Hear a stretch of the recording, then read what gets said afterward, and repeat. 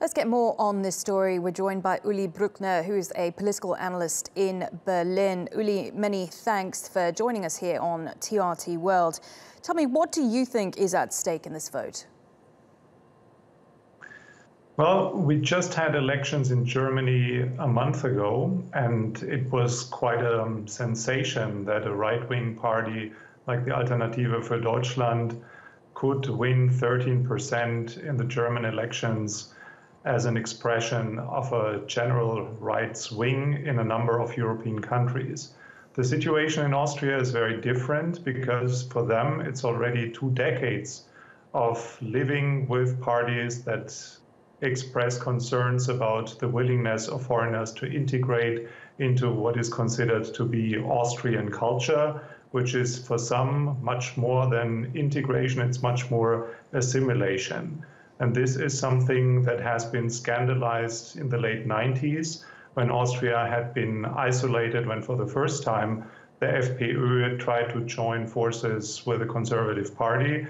Now, 2 decades later, we see this as a likely scenario to happen again. Well, it's interesting that last year's election, the country did go on to rebuff a far-right populist. What exactly has changed since then? Well, this was much more a symbolic move because the president of Austria is something like a Republican king. He does not have a power position. It is #1 position in terms of protocol and something like a moral figure. But of course, the world carefully watches what is going on in Austria and in Germany, given the history of both countries when we look back to the Second World War.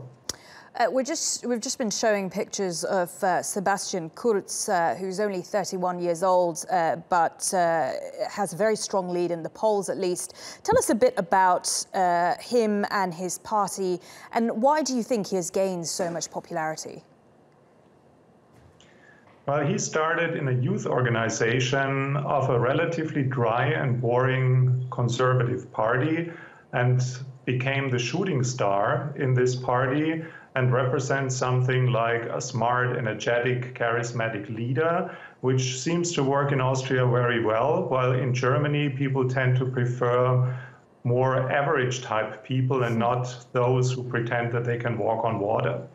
In his role as the foreign minister, he played an important role to settle a deal in the migration crisis to close down borders in the Balkan route, which was ironically something like the reshuffling of the former Habsburg Empire representative countries without Germany.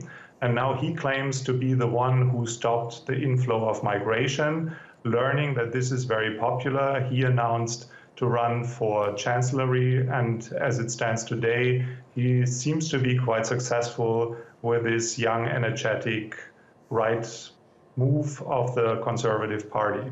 Okay, Uli, really good to talk to you. Uli Brueckner, a political analyst, joining us there from Berlin, and we will, of course, be following this story closely, the results of this election here on TRT World tomorrow.